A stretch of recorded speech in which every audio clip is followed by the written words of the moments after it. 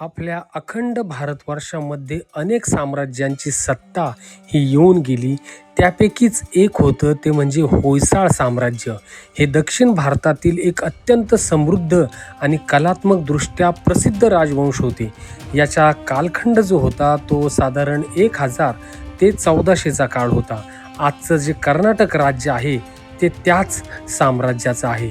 आणि आज कर्नाटकाच्या या पवित्र भूमीत उभ्या असलेल्या अद्भुत कलाकृती म्हणजे होयसाळ साम्राज्याच्या मंदिरांची आपण यात्रा करत आहोत. या यात्रेमध्ये आपण मैसूरवरून सुरुवात करून सर्वात आधी गेलो होतो सोमनाथपूरवरून आरसीकेरेवरून जवागलवरून हालेबीडू आणि हालेबीडूवरून आपण चाललेलो आहे होयसाळ साम्राज्याची दुसरी राजधानी बेलूर येथे बेलूरचं चिन्नकेशव मंदिर पाहण्यासाठी. संपूर्ण व्हिडिओ अवश्य पहा.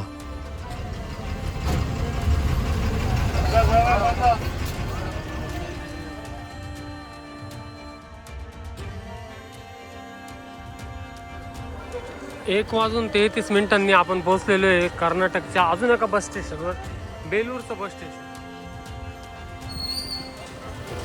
बेलूरच्या बस स्टँड बाहेरूनच जवळपास 800 मीटरवर मंदिर आहे. तर ह्या मार्केटमधूनच आपण चाललेलो आहे.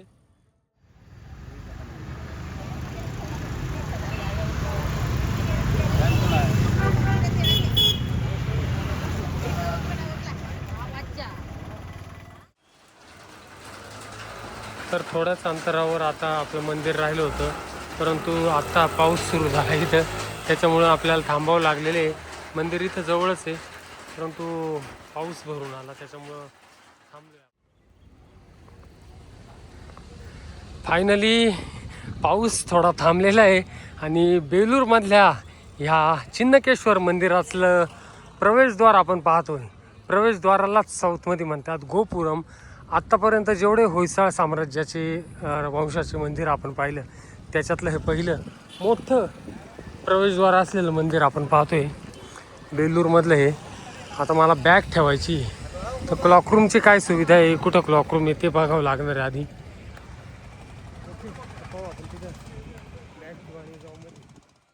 होयसाळ साम्राज्यातल्या एका राजधानीतून प्रवास सुरू केला आणि आता पोहोचला दुसऱ्या राजधानीत. म्हणजे होयसाळ साम्राज्याची आधीची जी राजधानी होती ती हालेबीडू आणि नंतरची जी राजधानी होती ती बेलूर. आणि हालेबीडूवरूनच बेलूरला आपण आलेलो आहोत आता हे चिन्नकेशव मंदिर पाहण्यासाठी. या मंदिरापर्यंत पोहोचण्यासाठी आपण हसनवरून पण येऊ शकतात, मैसूरवरून पण येऊ शकतात. मी मात्र आलेलो आहे हालेबीडूवरून. अर्ध्या तासाचा प्रवास करून आपण पोहोचतो ते चिन्नकेशव मंदिर. हे बेलूरमधलं सर्वात महत्त्वाचं मंदिर. आज फक्त त्याच्या ऐतिहासिक महत्त्वासाठी हे ओळखलं जातं. ज्यांनी कधी नाव ऐकलेलं नाही अशा त्या चिकमंगळूरकडे जाणाऱ्या महामार्गावरून आपण पोहोचतो ते बेलूर. चिकमंगळूर हे देखील एक महत्त्वाचं गाव आहे कर्नाटकमधलं. चिन्नकेश्वर स्वामी मंदिराच्या बाहेर ठेवलेला हा जो स्तंभ पाहत आहोत ना मित्रांनो आपण, हा आहे गरुड स्तंभ.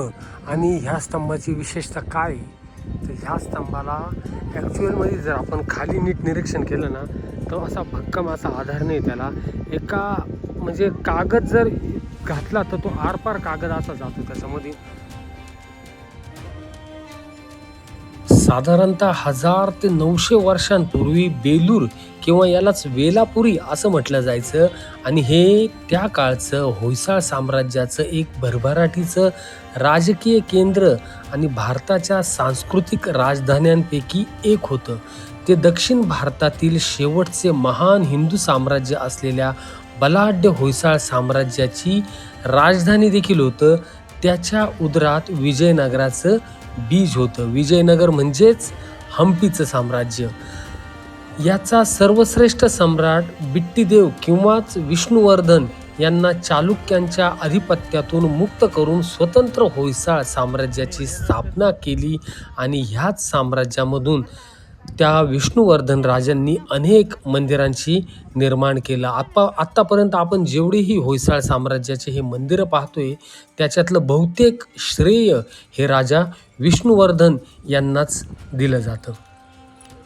खरं तर आपण जे हे मंदिर पाहायला आलेलो आहे, हे राजा विष्णुवर्धन यांनी वीरनारायण स्वामींचं मुख्य मंदिर म्हणून बांधलं होतं.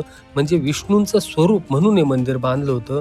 परंतु त्याच्या गर्भगृहात त्यांनी जी स्थापना केली ती चिन्नकेशव म्हणजेच सुंदर केशव असं, आणि आजही हे मंदिर चिन्नकेशव म्हणजेच सुंदर केशव म्हणून ओळखलं जातं. आणि याचा प्रभाव इतका चिरस्थायी होता की त्या प्रदेशातील लोकांना या देवतेच्या नावावरून चेन्नकेशव, चेन्नय्या, चेन्नीगप्पा इत्यादी विविध नावांनी ओळखले जाते. परंतु परंपरेनुसार विष्णुवर्धनांनी रामानुजाचार्यांच्या आश्रयाने श्री वैष्णव परंपरेत धर्मांतर केल्याने हे त्याचं प्रतीक म्हणून हे मंदिर बांधलं गेलं. आणि मंदिराच्या प्रवेशद्वारावर आपण जे पाहतोय ते होयसाळ साम्राज्याची प्रतिकृती मुद्रा, जे लहान बालक सिंहाशी सामना करून ज्याच्यावरून ह्या साम्राज्याला नाव पडलं तेच होयसाळ साम्राज्याचं प्रतीक. आणि अद्भुत असं शिल्पकला, अद्भुत अशी वास्तुकला पाहत आपण अशा ह्या प्रवेशद्वारामधून मंदिरामध्ये प्रवेश करतो. गर्भगृहामध्ये आपण दर्शन करतो ते चेन्नकेशव स्वामींचं.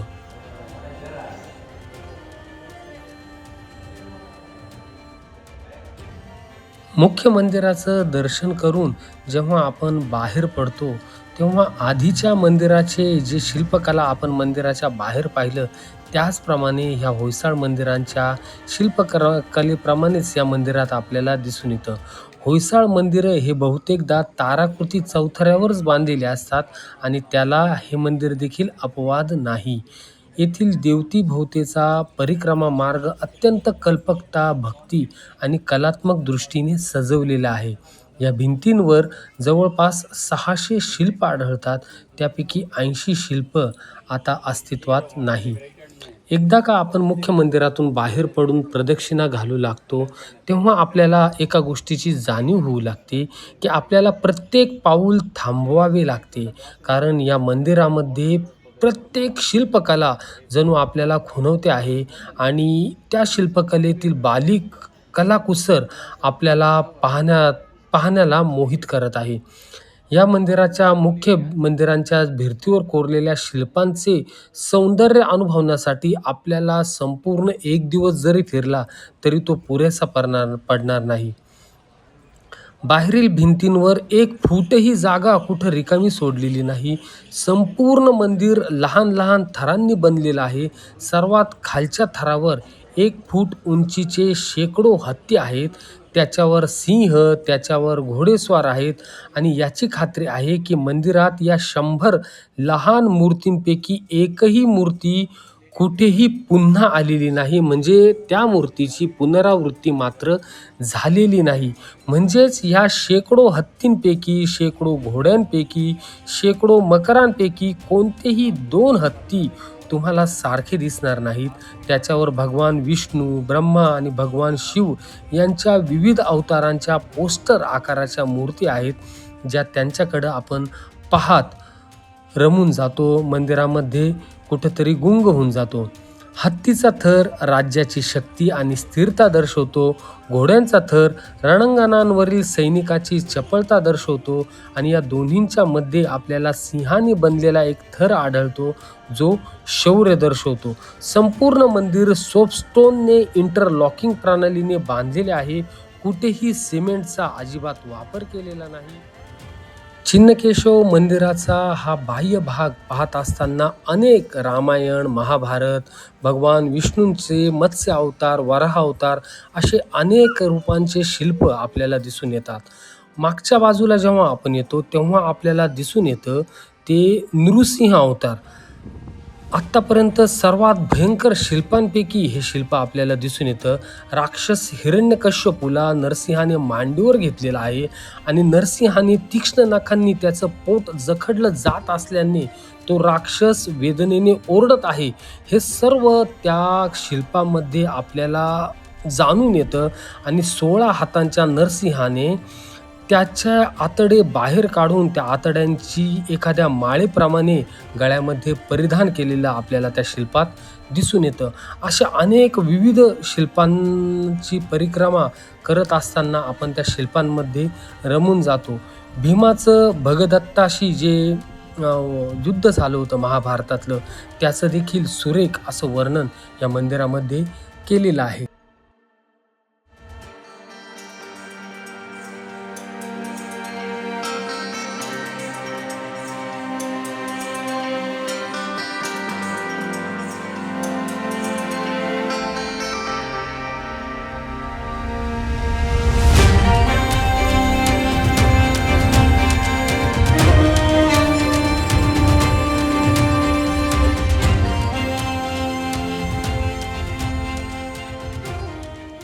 या मंदिरात आहे ना मित्रांनो, आपण जेव्हा मागं येतो ना तेव्हा आपल्याला हे शिल्प दिसतं. हे बघा, ह्या शिल्पामध्ये ना हे महाभारताचं दृश्य दाखवण्यात आलेले आहे. याच्यात नेमकं काय दाखवलेलं आहे, जेव्हा महाभारताच्या युद्धात 12व्या दिवशी नरकासुराचा पुत्र भगनस्त हा पांडव सेनेवर हावी झाला होता आणि त्याच कारण त्याच्याकडून महाकाय हत्तीच्या सोंडेत भीम आणि त्याच सोंडेतून निघून तो पुन्हा भगदत्तवर भारी झालेला आपल्याला दिसतोय.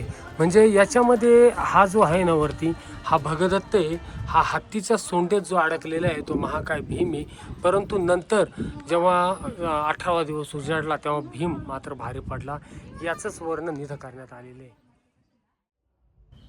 केशव मंदिराच्याच वायव्य दिशेला असलेला रंगनायकी मंदिर म्हणजे बेलूर मंदिरात हा पाहिलेली जास्त वास्तू पाहिली जात नाही असा एक चौरसाकृती चौथरा आहे, ज्याच्यावर गेल्या 800 वर्षांपासून उंच भिंतींवर अनेक आकर्षक शिल्पे उभी आहेत. या मंदिराच्या भिंतींवर वेढांच्या प्रत्येक पंथांचे चित्रण केलेले आहेत. येथे आपल्याला वैष्णव, शैव आणि जैन धर्माशी संबंधित शिल्पे तसेच शाक्त पंथाच्याही कलाकृती पाहायला मिळतात. तर अशा रीतीने आपलं बेलूरचं हे चिन्नकेशव मंदिर पाहून पूर्ण झालेलं असेल. आपल्याला या मंदिराला व्हिजिट करायचं असेल तर आपण बँगलोरवरून बेलूरला देखील येऊ शकतात. बँगलोरपासून बेलूरचं जे अंतर आहे ते 221 किलोमीटरचं अंतर आहे आणि हसनच्या दिशेने आपण जेव्हा येतो तेव्हा 3 तासात बँगलोरवरून इथे पोहोचतो. नंतर बँगलोरच्या बस स्थानकावरून बेलूरची बस घेऊन देखील आपण येऊ शकतात. रेल्वेने येत असाल तर सर्वात जवळचं रेल्वे स्टेशन हसन आहे, जे बेलूरपासून 20 किलोमीटर अंतरावर आहे आणि हसनपासून स्थानिक बसेस ह्या उपलब्धच असतात. बाय एअर यायचं असेल तर सर्वात जवळचं विमानतळ बँगलोर विमानतळ आहे, जे बेलूरपासून 222 किलोमीटर अंतरावर आहे. आणि अजून एक महत्त्वाची माहिती म्हणजे KSTTDCची म्हणजे कर्नाटक गव्हर्नमेंटची बँगलोरवरून श्रवणबेळगोळ, बेलूर आणि हालेबीडू या ठिकाणांना भेट देऊन परत बँगलोरला परत येण्यासाठी एक दिवसाची टूर बसची देखील व्यवस्था केलेली असते. त्या बसची माहिती तुम्हाला KSTDCच्या वेबसाईटवर संपूर्णपणे मिळून जाईल.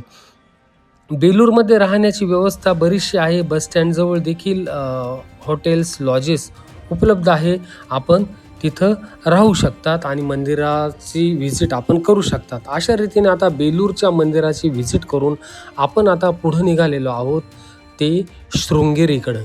तर पुढचा व्हिडिओ राहणार आहे शृंगेरी मठाचा. शृंगेरी मठातले कार्यक्रम कसे राहतात, आपण कशा रीतीने पोहोचू शकतो, ही संपूर्ण माहिती पुढील व्हिडिओत देईल.